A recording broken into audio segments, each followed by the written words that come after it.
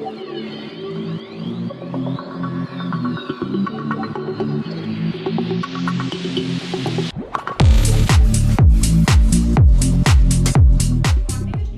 Welcome to my YouTube channel mathematics with Avigar. तो students, आप सभी का बहुत बहुत स्वागत है आज अपने फिर इस नए लेक्चर में।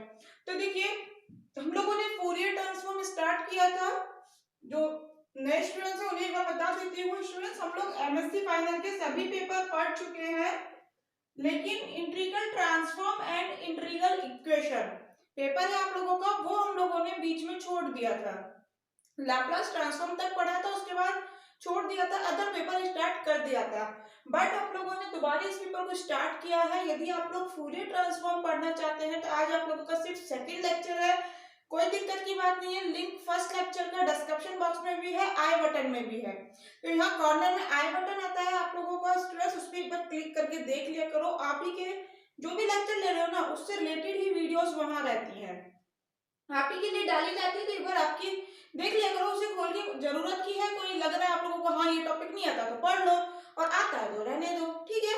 तो इसमें इसीलिए फर्स्ट लेक्चर का आप लोग देख सकते हैं, और लाप्लास ट्रांसफॉर्म वाले सारे लिंक जितने भी हम लोग उसमें पढ़े थे, चीजें, एग्जाम्पल, प्रॉपर्टी वगैरह सब कुछ लिंक डिस्क्रिप्शन बॉक्स में आप लोग देख सकते हैं, ठीक है।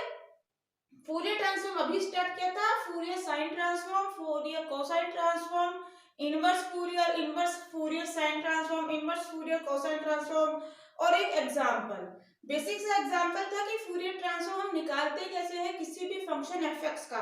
तो वो सब चीज मैंने फर्स्ट लेक्चर में बताई थी आप लोगों को, फूरियर ट्रांसफॉर्म का फर्स्ट लेक्चर है ना। वैसे तो ये अगर लाप्लास ट्रांसफॉर्म वाले भी हम काउंट करें तो शायद 19-18 कुछ ऐसे लेक्चर है, प्लीज आप डिस्क्रिप्शन बॉक्स में चेक कर लीजिए। इससे पहले के सारे लेक्चर मैंने वहां डाले हुए हैं ना, मुझे अब याद नहीं आ रहा है। तो स्टूडेंट्स, इसीलिए मैं बोल रही हूँ, ज्यादा नहीं निकला है, टेंशन मत लेना। आज हम लोग पढ़ेंगे फूरियर ट्रांसफॉर्म, लाप्लास ट्रांसफॉर्म के बीच रिलेशन क्या है। दोनों ट्रांसफॉर्म हम लोगों ने पढ़ लिए, इनके बाद हम दो ट्रांसफॉर्म और पढ़ेंगे, मेलिन और हेंकल वाला, ठीक है। लेकिन उससे पहले स्टूडेंट्स, मैं आप लोगों को इन दोनों का रिलेशन बताऊंगी। दोनों ट्रांसफॉर्म हम लोगों ने पढ़े, इनमें आखिर रिलेशन क्या होता है, ठीक है। तो देखिए, इसमें से एक चीज मैं क्लियर कर दूं, पहले मुझे याद आ गया, एमएससी फाइनल जो हम लोग पढ़ रहे हैं, प्रीवियस ईयर का भी पढ़ रहे हैं, यूनिवर्सिटी जो यहाँ लेके चल रहे हैं ना, राजस्थान यूनिवर्सिटी है, राज ऋषि भर्तृ मत्स्य यूनिवर्सिटी है, वर्धमान महावीर ओपन यूनिवर्सिटी और ब्रज यूनिवर्सिटी। इन चार यूनिवर्सिटी के स्टूडेंट्स मेरे से जुड़े हुए हैं, हम इन्हीं का सिलेबस स्टूडेंट्स पढ़ रहे हैं। आप जिस भी यूनिवर्सिटी के प्लीज बता दीजिएगा कमेंट बॉक्स में, जिससे कि आपका भी सिलेबस डाउनलोड कर लें और उसे देख के स्टूडेंट्स उसके अकॉर्डिंग भी टॉपिक करा दिए जाए। ज्यादा डिफरेंस नहीं आता है, अगर यहाँ कोई दो टॉपिक ज्यादा है तो आपके में वो नहीं होंगे बस। अगर यहाँ कोई दो टॉपिक ज्यादा है इन यूनिवर्सिटी में, तो या तो वो आपकी यूनिवर्सिटी में होंगे नहीं, या फिर यूनिट का चक्कर पड़ेगा। अगर यहाँ पर दो टॉपिक यूनिट फर्स्ट में है तो हो सकता है आपके फिफ्थ में डाल दें। बस ज्यादा फर्क नहीं रहता है सिलेबस में स्टूडेंट्स, लेकिन फिर भी अपनी यूनिवर्सिटी का सिलेबस चल रहा होता है तो चीजें समझने में दिक्कत नहीं होती। एक मेंटली अपन को रहती है कि हाँ भाई अपनी यूनिवर्सिटी का सिलेबस चल रहा है ना, हमें सिलेबस चेक करना है, ना कुछ सिर्फ पढ़ते जाना है, लेक्चर लेते जाना है कंटिन्यू, ठीक है। इसलिए मैं बोल रही हूँ, आप प्लीज बता दीजिएगा एक बार कमेंट बॉक्स में। तो देखिए स्टूडेंट्स, आगे का हम लोग पढ़ते हैं रिलेशन फूरियर ट्रांसफॉर्म और लाप्लास ट्रांसफॉर्म में होता क्या है। तो देखो, एक ऐसा करते हैं, मैं एक बार लिखती हूँ फिर आप लोगों के साथ शेयर करूंगी, क्योंकि इस तरह से ज्यादा टाइम लगेगा समझाना भी और लिखना भी है, ठीक है। तो चलो अपन लोग समझाते भी है लिखते भी है, आप लोग लिखने के बाद ही वीडियो आगे देखिएगा स्टूडेंट्स, नहीं तो देखो दिक्कत होती है, फिर नोट्स अपने बनाते हुए चलिए, ठीक है। पहले समझ लेना, मैं लिख देती हूँ, फिर अपने नोटबुक में नोट कर लीजिएगा। देखिए, आप लोगों को पता है, हम लोग पहले पढ़े थे फूरियर ट्रांसफॉर्म क्या होता है किसी भी फंक्शन का, F X P, F x का फूरियर ट्रांसफॉर्म बता रहे हैं क्या होता है, 1/√2 इंटीग्रेशन माइनस अनंत से अनंत e की power i px fx dx, ठीक है। और लैपलास ट्रांसफॉर्म हम लोग पहले पढ़े थे, क्या होता है, l से शो करते हैं इसे, इस तरह से इसे f से शो करते हैं, 0 से अनंत e की power minus px fx dx, ठीक है। इन दो में अब हम रिलेशन बताना चाह रहे हैं, तो पहले तो ये दोनों डिफाइन कर लिए। एग्जाम में आ जाए तो आप लोग प्लीज लिखिएगा, है ना। आप लोग जितना तरीके से लिखेंगे स्टूडेंट्स बढ़िया नंबर मिलने वाले हैं। जो भी चीजें आप लोगों को आ रही है ना उसे अच्छे से डिफाइन करो। पहले रिलेशन पूछ रहा है, यू नहीं डायरेक्ट यहाँ से स्टार्ट कर दो, डायरेक्ट आप लोग फॉर्मूले वगैरह जो भी इस तरह से डेफिनेशन है यूज कर ले, नहीं, उसे पहले तरीके से लिखो जिससे कि जब कॉपी जाए कोई ना एग्जामिनर को साफ साफ दिखे कि हाँ बंदे को सब कुछ आता है, स्टूडेंट सब कुछ बढ़िया कर रहा है, पहले इसने तरीके से डेफिनेशन बताई है, चीजों को डिफाइन करा है, उसके बाद प्रूफ कर रहा है। ठीक है, चलिए, तो इसके लिए स्टूडेंट्स हम लोगों ने नाउ एक फंक्शन डिफाइन करा है एफ एक्स, किस तरह से, as follow, F X is equal to E का power minus lambda X five X, जब x का वैल्यू 0 से बड़ा है और यदि x की वैल्यू 0 से छोटी है तो fx की वैल्यू 0 ले लेना। तो ये हमने एक fx डिफाइन करा है। अब हम क्या ले रहे हैं, now taking non symmetrical form of Fourier transform.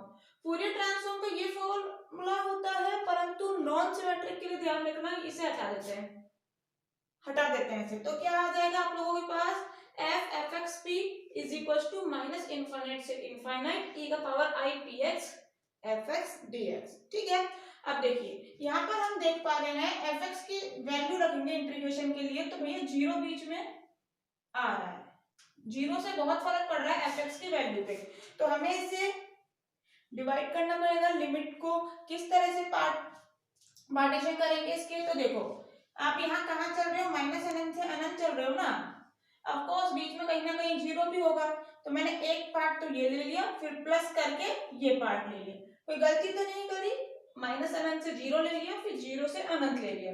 ठीक है, अब आप लोग देखो एफ एक्स की वैल्यू यदि हम लोग पुट करना चाहें यहाँ पर, तो यहाँ पर एक्स की वैल्यू क्या हो रही है, एक्स की लिमिट माइनस अनंत से 0 है, मतलब जब एक्स की वैल्यू माइनस अनंत से 0 तक है, यानी कि जो अपन ने यहाँ वाला पार्ट लिखा था माइनस अनंत से 0 और ये अनंत तक, ठीक है, माइनस अनंत से 0 यानी कि 0 से कम, इधर की तरफ बात चल रही है ना, 0 से जब कम है x का वैल्यू तो एफ एक्स क्या है 0, तो ये एफ एक्स 0 पुट करते ही ये इंटीग्रेशन तो हो गया अपना आप सॉल्व हो गया, वैल्यू 0 दे दी, यहाँ पर वैल्यू पुट कर देंगे, x का वैल्यू जब 0 से बड़ा है, 0 से बड़ा यानी इधर चल रहा है,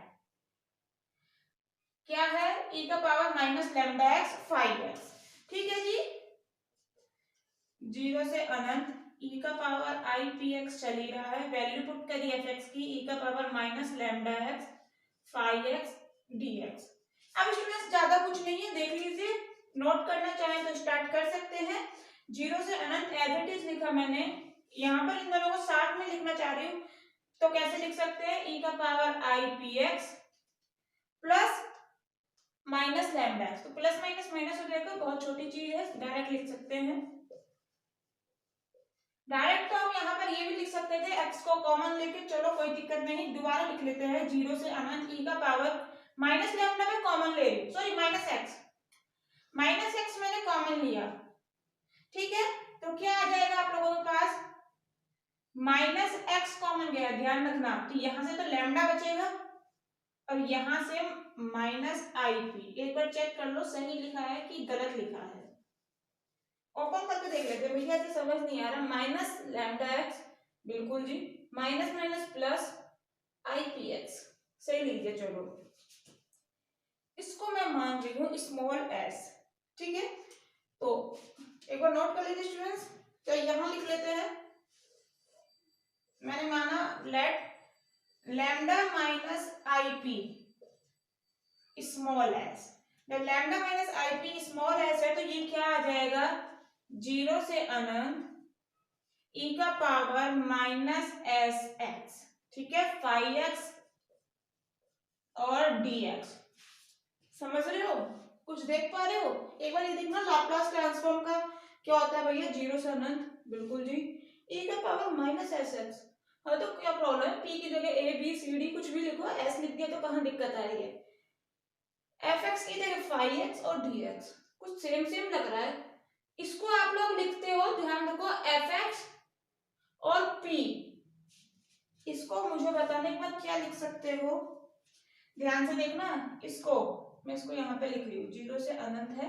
e का power minus S x F X D x, यार बताना इसको क्या लिख सकते हो, यहाँ से कंपेयर करें तो हम, चलो मैंने लिख दिया, मुझे बता दो गलत लिखा है कि सही लिखा है, अरे एफ की जगह फाइव लिख दिया, पी की जगह एस लिख दिया।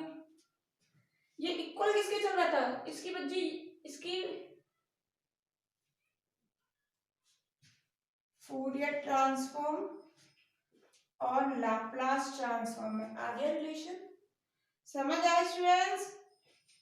इसके बाद क्या आया, इसके इक्वल में लिख लीजिएगा, यहाँ पर फूरियर ट्रांसफॉर्म भी किसके इक्वल आ गया, एल फाइव एक्स एस के, जहां पर ये लिख दीजिएगा एस का वैल्यू क्या है। बहुत इजी स्टूडेंट्स, एग्जाम में आ जाए तो कहीं कोई दिक्कत नहीं, मुझे तो लगा नहीं इसमें कुछ टिपिकल चीज है। ठीक है, चलिए एक बार नोट कर लीजिए, इसके बाद मैं आप लोगों को आगे का बताती हूँ। उम्मीद है स्टूडेंट्स आप लोगों ने नोट कर लिया होगा।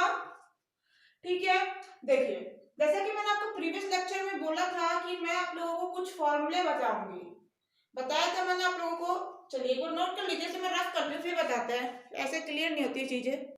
देखिए मैंने आप लोगों को प्रीवियस लेक्चर में बताया था कि मैं आप लोगों को कुछ ऐसे फॉर्मूलेस बताऊंगी इंटीग्रेशन के, डिफरेंशिएशन के, जिन पे की बेस फूरियर ट्रांसफॉर्म के क्वेश्चन आते हैं।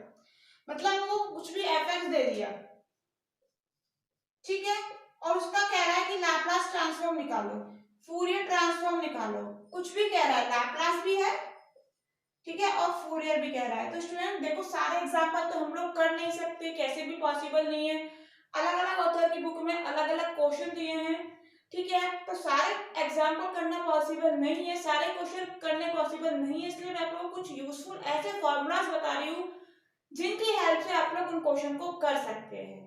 ठीक है, अगर फिर भी आप लोग किसी भी क्वेश्चन में दिक्कत आती है तो प्लीज कमेंट करिएगा, ठीक है, कमेंट करके बताइएगा स्टूडेंट्स, किसी भी क्वेश्चन में दिक्कत आती है, लेकिन फिर भी मैं आप लोगों को फिर एक चीज बोलूंगी स्टूडेंट्स, बताना, ठीक है, आप लोग नहीं बताते स्टूडेंट्स, इसीलिए मैं डिस्कस करती हूँ सारी चीजें, कमेंट सच में बहुत कम आते हैं, कोई भी दिक्कत है ना मुझे बताइए। तो देखो कुछ फॉर्मूला है मैं आप लोगों के साथ शेयर करती हूँ, उन्हें नोट कर लीजिएगा, कहीं भी किसी भी क्वेश्चन में दिक्कत आए तो उन्हें यूज कीजिएगा।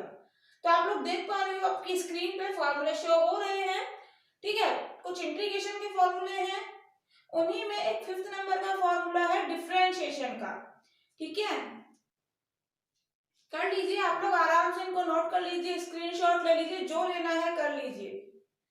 इसके बाद स्टूडेंट्स चलिए कर लिया ना आप लोगों ने, फॉर्मूले लिखने के बाद हम लोग पढ़ रहे हैं आगे का कुछ प्रॉपर्टीज, फूरियर ट्रांसफॉर्म की क्या क्या प्रॉपर्टीज है स्टूडेंट्स, वो हम लोग अब देखने वाले हैं, प्रॉपर्टीज के प्रूफ भी करेंगे क्योंकि शॉर्ट क्वेश्चन में पूछ लिया जाता है, आपको दे देगा तो 2-2 नंबर के क्वेश्चन आते हैं कि right the linear property and proof, right the change of scale property and proof, ठीक है, तो हम लोग स्टेटमेंट लिखेंगे फिर प्रूफ करेंगे, बहुत छोटे छोटे प्रूफ है, आप लोग देखिएगा कितने इजीली होते हैं, ठीक है, फॉर्मूला नोट कर लीजिए, उसके बाद अपन लोग देखते हैं।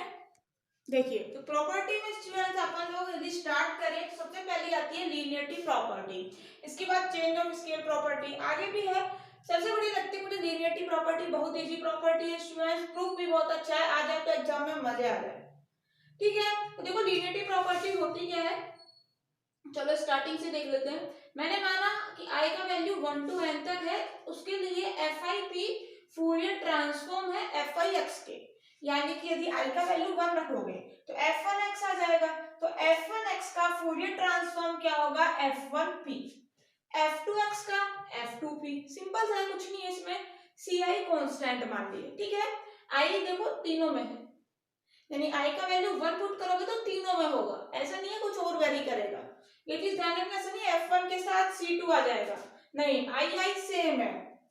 तो देखिए स्टूडेंट्स लीनियरिटी प्रॉपर्टी क्या कहती है, यदि आप लोगों को F1x, F2x, Fnx का पता है फूरियर ट्रांसफॉर्म, तो आप उन्हें किसी भी कांस्टेंट से मल्टीप्लाई करके प्लस माइनस कर लो, उसका फूरियर ट्रांसफॉर्म निकालने की कोई आवश्यकता नहीं है, लीनियरिटी प्रॉपर्टी सीधा दे देती है। क्या है ये क्या नहीं, एक बार समझ लेते हैं, मैंने अभी क्या बोला, यदि आप लोगों के पास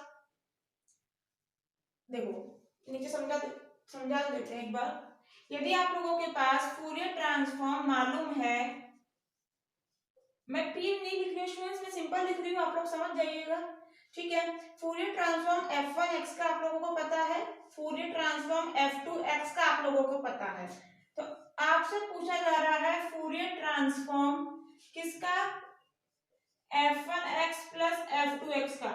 तो आपको फॉर्मूला लगा के निकालने की कोई आवश्यकता नहीं है, ये बताता है लीनियरिटी प्रॉपर्टी। ये प्रॉपर्टी क्या बताता है, जो भी इन दोनों का फूरियर ट्रांसफॉर्म है ना, उन दोनों को ही ऐड कर दो, यानी कि फूरियर ट्रांसफॉर्म f1x पे अलग अप्लाई हो जाएगा,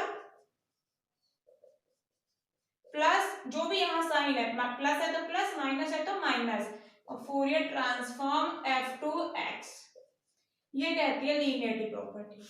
अगर आप लोगों को f1x f2x का पता है और आपसे प्रॉपर्टी ये भी कहती है कि आप लोगों को पूछ रहा है 2f1x 3f2x का, तो भी आप कर सकते हैं, कुछ भी नहीं है, जो भी कांस्टेंट रहता है ना उनको बाहर फेंक देते हैं। ये मैंने फॉर एग्जांपल लिया है, 2 3 यहाँ कुछ भी कांस्टेंट हो सकता है, ठीक है। ये लीनियरिटी प्रॉपर्टी बताती है। प्लस के लिए अलग से निकालने की कोई आवश्यकता नहीं, दोबारा फॉर्मूले से प्रॉपर्टी का यूज करो। अब यहाँ देख लेते हैं इन जनरल n के लिए, यदि आप लोगों से पूछ रहा है Fourier transform c1 f1x plus minus c2 f2x plus minus dash dash कहां तक भैया, n तक, अच्छा जी, cn f1x, ठीक है। p फूरियर ट्रांसफॉर्म पूछ रहा है इसका, तो बहुत इजी है, अभी बताया ना, कांस्टेंट बाहर फेंक दो, फूरियर ट्रांसफॉर्म ले लो f1x का, कांस्टेंट बाहर फेंक दो, प्लस माइनस लगा लीजिएगा, कांस्टेंट बाहर फेंको, समझ आया। बस अब इसमें क्या है, f1x के लिए f1p माना था फूरियर ट्रांसफॉर्म, हाँ जी, तो इसको लिख दो ना, फिर f1x का फूरियर ट्रांसफॉर्म क्या लिख दोगे, f1p। इसी तरह से इसका क्या हो जाएगा, cn as it is fnp। बस ये लीनियरिटी प्रॉपर्टी और कुछ भी नहीं है। इसका प्रूफ करना चाहें तो देखो एक बार देख लेते हैं। मैं स्टूडेंट्स थोड़ी सी चीजें डायरेक्ट लिख रही हूँ, आप लोग एग्जाम में आए तो प्रॉपर लिख दीजिएगा, क्योंकि बेसिक चीजें मैं उन्हें क्या रिपीट करना बार बार, है ना। आप लोग एग्जाम में लिखिएगा, मैं आप लोगों के साथ पहले वो चीजें शेयर कर चुकी हूँ, बता चुकी हूँ। मैं यहाँ पर क्या लिखने की बता रही हूँ आप लोगों को, लिख दीजिएगा we know that Fourier transform of any function f(x), जो भी फॉर्मूला होता है अपना क्या था, 1/√2π minus infinity to infinity e का power i px fx dx, है ना। ये आप लोग लिख दीजिएगा, फिर यहाँ पे लिखिएगा सो लेट LHS लेना, इसी को दोबारा लिखना और फिर इज इक्वल टू इस फॉर्मूले का यूज कर लेना। तो मैंने इज इक्वल टू वाले से ही यहाँ पे डायरेक्ट लिख दिया है, ठीक है। इतना आप लोग समझते स्टूडेंट्स, तरीका लिखने का MSc के हैं, ठीक है। यदि प्रॉब्लम है ऐसी चीजों में तो मुझे प्लीज बताना, मैं नेक्स्ट टाइम से फिर याद रखूंगी स्टूडेंट्स। कोई दिक्कत नहीं है, आती तो आती प्रॉब्लम, इसमें क्या है, कोई दिक्कत नहीं है, प्रॉब्लम आए तो मुझे बताइएगा। तो यहाँ पर इज इक्वल टू क्या फॉर्मूले का यूज करूँ, तो 1/√2π, बिल्कुल जी, ये एज इट इज e का पावर i px आता ही है। बस fx की जगह आज मुझे इसका पूछ रहा है, तो क्या है भैया, fx लिखते हो तो जिसका भी पूछ रहा है उसको लिख दो ना पूरे को उठा के, dx की जगह dx रखे। क्लियर है, चलिए थोड़ा सा इसे सिंप्लीफाई करना चाहूँ तो मैं यहाँ पर देख पा रही हूँ कुछ भी नहीं है, अलग अलग इंटीग्रेशन अप्लाई नहीं कर सकती क्या, इसको अंदर अप्लाई करोगे ये टर्म सबों से अप्लाई हो जाएगी, मल्टीप्लाई हो जाएगी, मल्टीप्लाई होने के बाद अलग अलग इंटीग्रेशन अप्लाई कर लेना। 1/√2π minus infinity to infinity e का power i px c1 f1x और ये dx, कुछ गलत लिखा गया स्टूडेंट्स। इसी तरह से प्लस माइनस c2 के लिए लिख लोगे, मैं डायरेक्ट cn के लिए लिख देती हूँ plus minus 1/√2π integration minus infinity to infinity e का पावर i px, ये तो बाहर जो मल्टीप्लाई हो रहा है ब्रैकेट से वही लिखा है, अभी अंदर वाले टर्म बाकी है, तो cn fnx और dx। कोई दिक्कत स्टूडेंट्स यहाँ तक कोई दिक्कत नहीं है, तो मैं यहाँ पर फिर c1 को भी बाहर लेके लिख दूं क्या, c1 c2 भैया कांस्टेंट है ना, तो कांस्टेंट तो इंटीग्रेशन से भैया बाहर फेंक दो, तो c1 इंटीग्रेशन से बाहर आ गया, ये पहले से बाहर है। देखना स्टूडेंट्स यहाँ पर हो गया प्रूफ, कुछ नहीं बचा, e का power i px f1x dx plus minus dash dash, cn भी तो कांस्टेंट है, फिर वो क्यों अंदर बैठा होगा, बाहर फेंको उसको भी, minus infinity to infinity e का power I P x f n x D x. अभी फॉर्मूला लिखा था स्टूडेंट्स, ये किसका फॉर्मूला हो गया? C1 को मत देखो, C1 तो बाहर पड़ा हुआ है। 1/√2 पाई, C1 को हटा दो थोड़ी देर के लिए। 1/√2 पाई, ये भैया मुझे ऐसा लग रहा है फूरियर ट्रांसफॉर्म होता है किसका? जो भी यहाँ फंक्शन आ रहा है f1 है ना जी, बिल्कुल इधर p है ना, तो बिल्कुल जी इधर p आ जाएगा, इधर f1 आ जाएगा। यहाँ जो होता है ना वही आता है। ये चीज हमेशा याद रखना स्टूडेंट्स, हमेशा। तो लिख दें, अब तो कोई दिक्कत नहीं है। ये क्या हो गया? डायरेक्ट लिख दे स्टूडेंट्स, ये तो समझ आ गया। इसके लिए मैं डायरेक्ट लिख रही हूँ C1 F1P। क्लियर है? इसी तरह से चलते जाएगा, ये आ जाएगा CN FNP। तो आ जाए एग्जाम में, बहुत अच्छी बात है। बल्ले बल्ले अपन आराम से इसमें नंबर ला सकते हैं, 2 नंबर। ठीक है, चलिए नोट करिए। इसके बाद कुछ नहीं इसमें समझाने का। नेक्स्ट बताते हैं आप लोगों को scalar change of scale property. Note कर लीजिए इसे एक बार। देखिए नेक्स्ट आती है अपने पास चेंज ऑफ स्केल प्रॉपर्टी। एक चीज स्टूडेंट्स आप लोगों को शायद बताना भूल गई हूँ, जो अभी अपन ने लीनियरिटी प्रॉपर्टी पढ़ी फूरियर ट्रांसफॉर्म के लिए, वही प्रॉपर्टी होल्ड होती है फूरियर साइन ट्रांसफॉर्म और फूरियर कोसाइन ट्रांसफॉर्म के लिए। ठीक है, आप लोगों ने अभी प्रॉपर्टी एफ के लिए पढ़ी थी ना, यानी कि फूरियर ट्रांसफॉर्म। फूरियर ट्रांसफॉर्म के लिए आप लोगों ने भी प्रॉपर्टी पढ़ी थी, वही प्रॉपर्टी फूरियर साइन ट्रांसफॉर्म और फूरियर कोसाइन ट्रांसफॉर्म के लिए भी होल्ड है, यानी अप्लाई होती है। अब देखो आगे चेंज ऑफ स्केल प्रॉपर्टी। तो देखिए स्टूडेंट्स वो क्या है, यदि आप लोगों को यहाँ पर कह रहा है fx का दे दिया ट्रांसफॉर्म, फूरियर ट्रांसफॉर्म, fx का फूरियर ट्रांसफॉर्म आप लोगों को दे दिया, ठीक है, कुछ भी होगा, और आप लोगों से पूछ रहा है फूरियर ट्रांसफॉर्म किसका? f(ax) का। यदि fx का पता है, fx का निकालना है, तो सिंपल से कहते हैं ना, प्रॉपर्टी ने बता रखा है 1/mod(a) f p/a। कुछ भी नहीं है, p में सिर्फ a का भाग दे दो, ये तो क्वेश्चन में देगा ही, और बाहर मोड ऑफ a से डिवाइड कर दो। ऐसा कोई चक्कर नहीं है, इसका मालूम होने के बावजूद आप लोगों को दोबारा फॉर्मूला लगाना पड़े फूरियर ट्रांसफॉर्म का। नहीं, प्रॉपर्टी जी हमसे कहती है fx का निकालना है ना, तो बहुत इजी है। यदि आप लोगों को विश्वास नहीं हो रहा प्रॉपर्टी पे, तो ऐसा करो, प्रूफ करके देख लो आप लोग, fx का निकालो फॉर्मूले से। फॉर्मूला तो मालूम है ही आप लोगों ने, निकाल के देखिए और फिर चेक कीजिएगा। ठीक है, ये ध्यान रखिएगा, यहाँ पर मोड ऑफ a है, तो अब अपन ये इसका प्रूफ करेंगे ना, तो a की दोनों वैल्यूज के लिए करेंगे। मोड ऑफ a है, यानी कि a जब ग्रेटर देन 0 है और a जब लेस देन 0 है, दोनों के लिए प्रूफ करेंगे।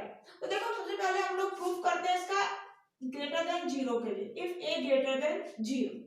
ठीक है, तो क्या होता है फूरियर ट्रांसफॉर्म, तरीके से लिखिएगा आप लोग, मैं फिर आप लोगों से बोल रही हूँ। We know that Fourier transform of fx is, क्या होता है, तो fxp is equal to fp भी कह देते हैं।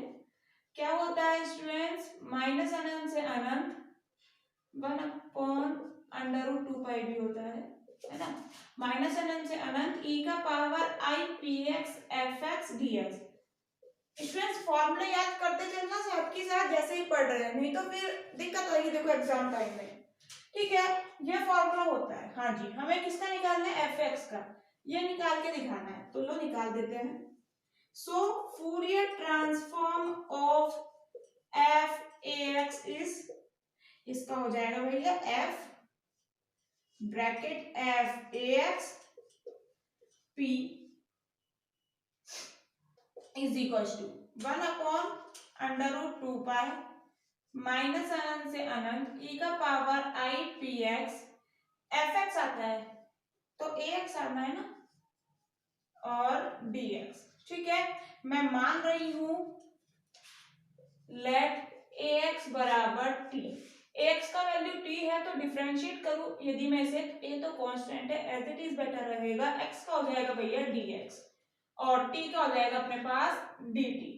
ठीक है, तो यहाँ से dx बराबर आ जाता है dt अपॉन a।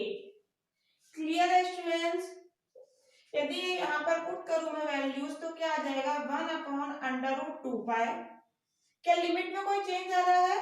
x की लिमिट जब माइनस अनंत है तो यहाँ पर रखोगे मल्टीप्लाई होगा a से माइनस अनंत यानी t की भी, और जब x की वैल्यू अनंत है तो ये मल्टीप्लाई कर लो, अनंत को किसी से भी वही रहना है।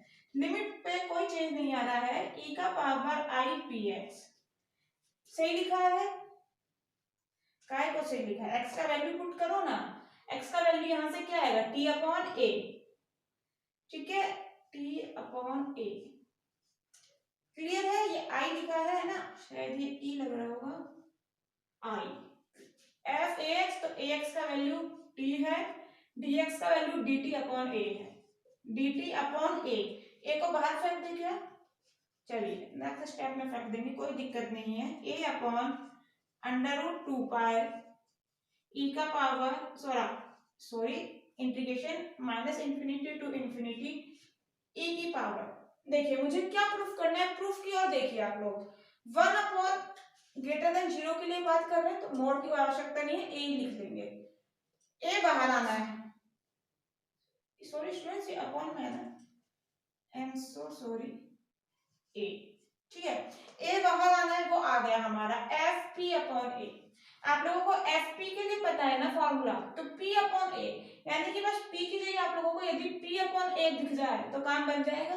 तो एक बार देखने की कोशिश करो, इसी तरह से करते हैं स्टूडेंट्स प्रूफ किसी भी चीज का। जब प्रूफ करना है उसे देख लिया करो, और यदि मैं इसे देखना चाहूँ ए तो बाहर चला गया कोई दिक्कत नहीं, सिर्फ अंदर वाले को सेट करना है। तो क्या होता है आई आता है, ध्यान से देखना p की जगह तो p है, i और x आता है, तो x की जगह मैं देख पा रही हूँ यहाँ पे t है अपना variable, F T D T ये तो सेम दिख रहे हैं, x की जगह बस क्या है t। तो यदि p की जगह क्या आ रहा है यहाँ p अपॉन ए नहीं आ रहा है, इस तरह से देख लो इसे i p अपॉन ए और ये t। आप समझ गए स्टूडेंट्स? i आ रहा है, x की जगह सिर्फ t आ रहा है, p की जगह p अपॉन a आ गया। तो क्या मैं यहां से नहीं देख पा रही स्टूडेंट्स? ये बहुत बेसिक चीज है, कुछ भी नहीं है। 1 अपॉन रूट 2 पाई कंप्लीट आप लोगों के पास नहीं बन गया क्या? ठीक है,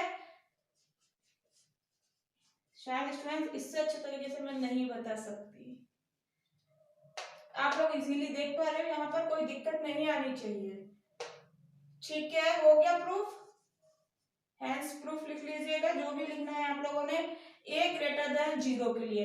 अब मैं बात करती हूँ लेस देन 0 की, चलिए इसे नोट कर लीजिए एक बार, फिर लेस देन 0 की भी बात कर लेते हैं, इसके बाद अपन नेक्स्ट पढ़ेंगे। हुआ नोट स्टूडेंट्स?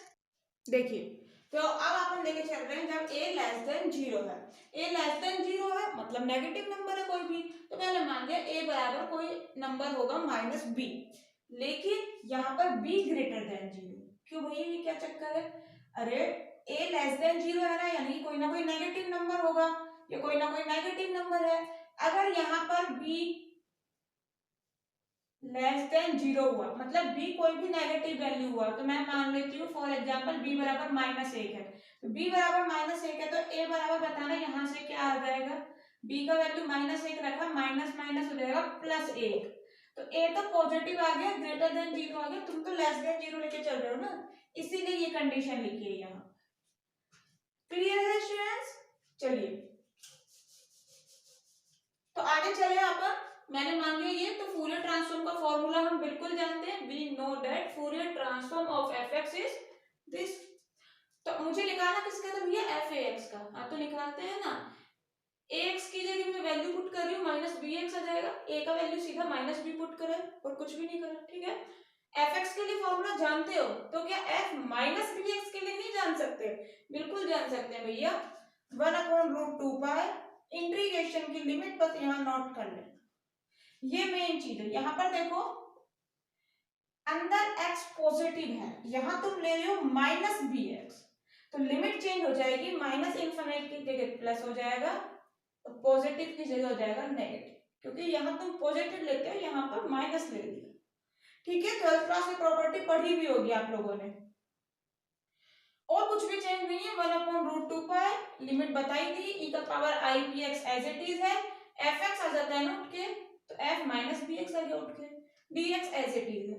चलिए मैंने अभी वही पहले वाली की तरह क्या करा, माइनस bx को मान ले t, डिफरेंशिएट करा, minus b as it is है, x का हो गया dx, t का हो गया dt, dx की वैल्यू निकालना चाहिए तो dt अपॉन आ गया माइनस b, dt की वैल्यू रखी यहाँ, सॉरी dx की वैल्यू रखी dt upon minus b, dt तो यहाँ पर आ गया, माइनस बी को बाहर भेज दिया, ठीक है, 1/-b को बाहर भेज दिया। अच्छा जी, ये एज इट इज है, लिमिट फिर चेंज हो जाएगी, लिमिट का मैं भी चेक कर बताती हूँ आप लोगों को, पहले ये सुन लो, dx की जगह अपने पास ये आ गया, माइनस bx की वैल्यू रख दी t, यहाँ तक क्लियर है। अंदर का देख लो, e का power i as it is, x की वैल्यू पुट करी है कुछ भी नहीं, यहाँ से t अपॉन माइनस बी, तो t तो बाहर रख लिया, और -1/b, ये माइनस रहा, ये b रहा, p के साथ लिख दिया। क्यों लिख दिया, ताकि एक स्टेप और ना करना पड़े, ठीक है। आप लोगों को समझ तो आ गया होगा, मुझे बिल्कुल उम्मीद है ना, उम्मीद कर सकते ना स्टूडेंट्स इतनी। चलिए लिमिट का चक्कर सुन लीजिए एक बार, x का वैल्यू यहाँ पर क्या है, इन्फिनिटी, तो x की वैल्यू जब इनफाइनाइट रखोगे तो b से मल्टीप्लाई करोगे तो इनफाइनाइट आ जाएगा, लेकिन माइनस साइन भी तो आएगा, तो t का वैल्यू क्या हो गया, माइनस इनफाइनाइट, जब x इनफाइनाइट है तो t का वैल्यू माइनस इनफाइनाइट, x का वैल्यू माइनस इनफाइनाइट, x की जगह माइनस इनफाइनाइट रख रहे हो, माइनस एक पहले से है तो प्लस नहीं हो जाएगा क्या, तो t की क्या आ गई लिमिट यहाँ पर इन्फिनिटी, क्लियर है। 1/√2 पाई, और ये अंदर का इंटीग्रेशन को देखो सिर्फ, ये तो एज इट इज लिखा हुआ है मैंने, इंटीग्रेशन को देख पा रही हूँ, fx dx की जगह तो सीधा कुछ भी नहीं, वेरिएबल चेंज हुआ है, सिर्फ t आ गया, 1/√2 पाई भी सेम है भैया, लिमिट भी इंटीग्रेशन की सेम है, देखना है तो अंदर का देखना है, e का पावर i भी है, जो वेरिएबल होता है वो भी है, i भी है, जो वेरिएबल होता है वो भी है, बस p की जगह कुछ नहीं करा, माइनस p अपॉन b आ गया, तो बस इतना सा चेंज करते हैं कि p का लफड़ा रहता है क्या, हाँ, तो f minus p upon b लिख दिया मैंने, ठीक है, माइनस b की जगह a लिख दिया, माइनस b की जगह a लिख दिया, माइनस b की जगह a लिख दिया, p एज इट इज है।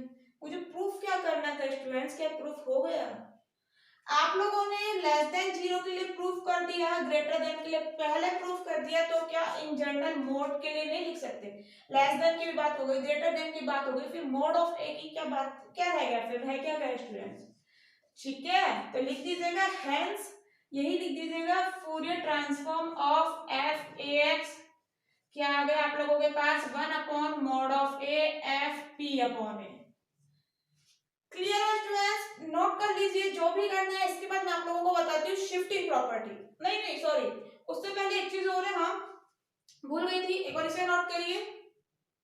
चलिए उम्मीद है आप लोगों ने कर लिया होगा, स्क्रीनशॉट ले लिया होगा, है ना, लिख तो अभी अपन रहे नहीं है, कोई बात नहीं, लेकिन बाद में लिख लीजिएगा।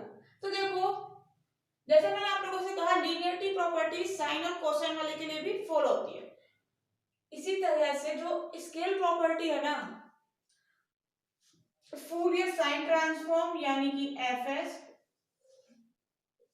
और फूरियर कोसाइन ट्रांसफॉर्म यानी कि एफसी के लिए भी अप्लाई होती है, होल्ड होती है, बट एक कंडीशन में, जब ए ग्रेटर देन 0 है, तो जब उसके लिए इन दोनों के लिए प्रॉपर्टी लिखोगे ना, तो मोड हटा देना और कोई दिक्कत नहीं है, मैं इसे हटा रही हूं, मोड हटा के एफ एस लिख देना और एक बार लिख देना एफ सी, ठीक है, बिल्कुल ऐसे ही प्रूफ होगा, वहां पे भी एक्स, इसका तो लफड़ा है ही नहीं कोई माइनस वाले का, जैसे मैंने पहले वाला बताया था ना ग्रेटर देन वाला, उसी की तरह बिल्कुल टी मान लेना, फिर डिफरेंशिएट करके इसी तरह से सॉल्व हो जाएगा, ठीक है, बिल्कुल सिंपल प्रूफ हो जाएगा, लेकिन बस ये चीज ध्यान रखना, यहाँ स्टूडेंट्स इन चीजों के नंबर है, एक तो ये चीज कि कहाँ, जहां यहाँ पी है तो यहाँ पी आएगा, और एक ये ग्रेटर देन और लेस देन वाली लाप्लास ट्रांसफॉर्म में बहुत मैटर करती है चीज, क्योंकि वहां पर ऐसी स्टूडेंट्स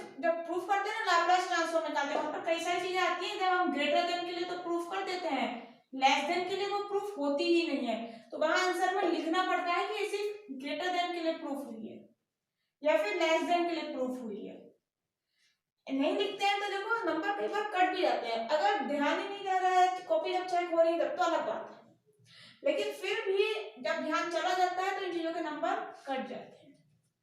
चलिए नोट कर लीजिए जो भी करना है, इसके बाद मैं आप लोगों को बताती हूँ शिफ्टिंग प्रॉपर्टी, बहुत इजी प्रॉपर्टी है, देख लीजिए एक बार, देख लीजिए लास्ट प्रॉपर्टी शिफ्टिंग प्रॉपर्टी बहुत इजी है। मैंने आप लोगों से पहले कहा था क्या है, यदि fx का लाप्लास सॉरी fx का फूरियर ट्रांसफॉर्म मालूम है fp, तो दोबारा फॉर्मूला लगाने की कोई आवश्यकता नहीं है fx माइनस a का लाप्लास ट्रांसफॉर्म निकालने के लिए।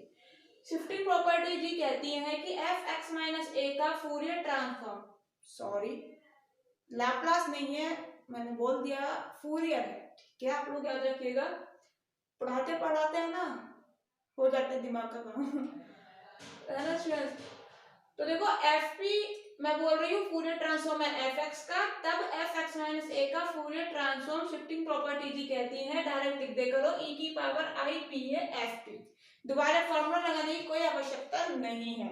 हमें बिल्कुल प्रॉपर्टी पे बिलीव नहीं हो रहा है तो प्रूफ करने की सोची, तो हमने कहा ये फॉर्मूला होता है, हम लोग पढ़कर आए हैं, ठीक है, 1/√2 इंटीग्रेशन माइनस अनंत से अनंत e का power i p x f x dx, जी बिल्कुल पढ़कर आए हैं। आप कह रही हैं कि fx का यदि fp हो, fx का fp हो तो किसका x माइनस a के लिए, अच्छा जी निकालते हैं, चलो x की जगह x माइनस a पुट करा कुछ नहीं, तो fx के लिए मालूम है, x माइनस a के लिए भी बिल्कुल मालूम चल जाएगा, इसकी जगह ये लिखना है, बस रिप्लेस ही तो करा है और सब चीज एज इट इज है।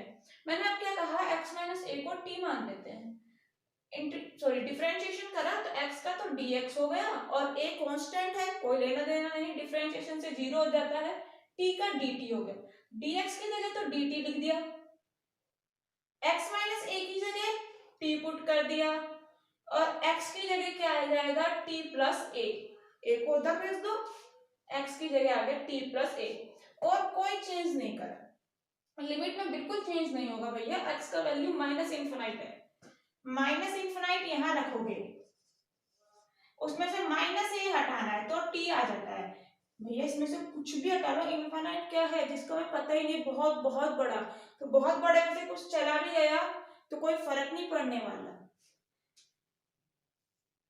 ठीक है, समझ लो ना, किसी महासागर में से एक बूंद हट गई तो कोई फर्क पड़ेगा क्या उस पर, तो यदि आपको लगता है फर्क पड़ेगा तब तो देखो आप लोग मुझे बता दो इसकी वैल्यू क्या आएगी कमेंट बॉक्स में, यदि आपको पता है कोई फर्क नहीं पड़ेगा तो मेरी मान लेना, माइनस इनफिनाइट में से कुछ भी माइनस कर लो, माइनस इनफिनाइट ही आएगा, ठीक है, तो यहाँ पर लिमिट यही रहेगी, जब इनफिनाइट रखोगे, इनफिनाइट में से a हटा दिया कोई मतलब नहीं, इनफिनाइट ही रहेगा, ठीक है, बहुत बड़े में से एक बूंद हट गई तो कोई मतलब नहीं रहता, वही चीज बनी रहती है इनफिनाइट, ठीक है students, limit as it is है। अब देखो मैंने इन दोनों पे अलग अलग कर दिया, कुछ भी नहीं, e का पावर आई पी अलग लिख दिया, e का पावर आई पी टी अलग लिख दिया, ठीक है, सिंपल है, कुछ भी नहीं करना, p एक कांस्टेंट है, a एक कांस्टेंट है, i आयोटा एक कांस्टेंट है,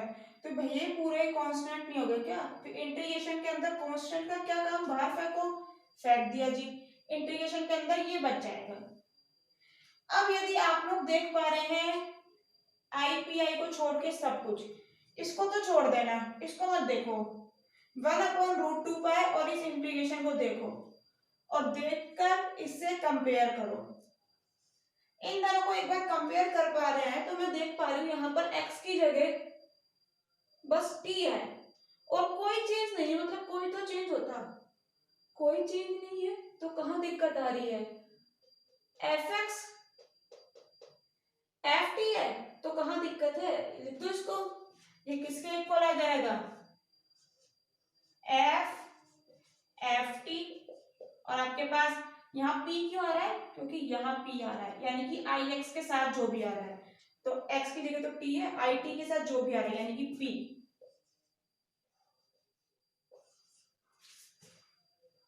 ठीक, इसको ये लिख दो, और ये कब लिखते हैं, जो भी यहाँ आ रहा होता है, ये चीज ध्यान रखना स्टूडेंट्स, जो भी मैं बता रही हूँ, जो यहाँ आता है उसे यहाँ और यहाँ लिखते हैं। गलती मत कर देना, कहीं वैल्यू पुट करने लग जाओ, टी की वैल्यू पुट करो, ये आ जाएगा, फिर कुछ नहीं होने वाला। जो चीज समझा रहे हैं प्लीज एक बार ध्यान से समझ लीजिए, इसीलिए बार बार इसे बोल्ड कर रहे हैं, ठीक है। जो यहाँ आता है वो यहाँ आता है, तो यहाँ पी ही तो है। क्या यही प्रूफ नहीं करना था आप लोगों को? ये एज इट इज लिख दिया। क्या यही प्रूफ नहीं करना था? तो देखा शिफ्टिंग प्रॉपर्टी जी ने बिल्कुल सही बताया था हमें। तो यहाँ तक स्टूडेंट्स कंप्लीट हो जाती है आप लोगों की प्रॉपर्टी। इसके बाद कुछ और फॉर्मूला है, थ्योरम है, कुछ भी कह लो उन्हें, वो मैं आप लोगों को नेक्स्ट लेक्चर में बताऊंगी, ठीक है। डायरेक्ट है, जैसे ये प्रॉपर्टी हमारा इतना हेल्प कर रही है, ऐसे ही कुछ और फॉर्मूले हैं जो हमारी हेल्प करते हैं क्वेश्चन को जल्दी सॉल्व करने में। बार बार ये फॉर्मूला लगा के इंटीग्रेशन करने की कोई आवश्यकता नहीं है, ठीक है। तो वो सब चीज हम लोग नेक्स्ट लेक्चर में पढ़ेंगे। इतना आज के लिए काफी है, इनकी प्रैक्टिस कीजिए। करने को मैं आज भी गा देती, लेकिन कोई मतलब नहीं है एक बार में सारी चीजें पढ़ने, है ना। कुछ मतलब आने नहीं है फिर माइंड में, फिर ऐसे ऊपर से जाएगा। तो बढ़िया लगा हो लेक्चर, अच्छा लगा हो, मजा आ रहा हो, प्लीज लाइक कर दीजिएगा, अन्यथा आपकी मर्जी है जो करें, ठीक है स्टूडेंट्स। शुक्रिया बहुत बहुत, हम लोग नेक्स्ट लेक्चर में मिलते हैं। प्लीज इसे नोट कर लीजिए, तब तक के लिए इनकी प्रैक्टिस करनी है, खाली नहीं बैठना है, ओके।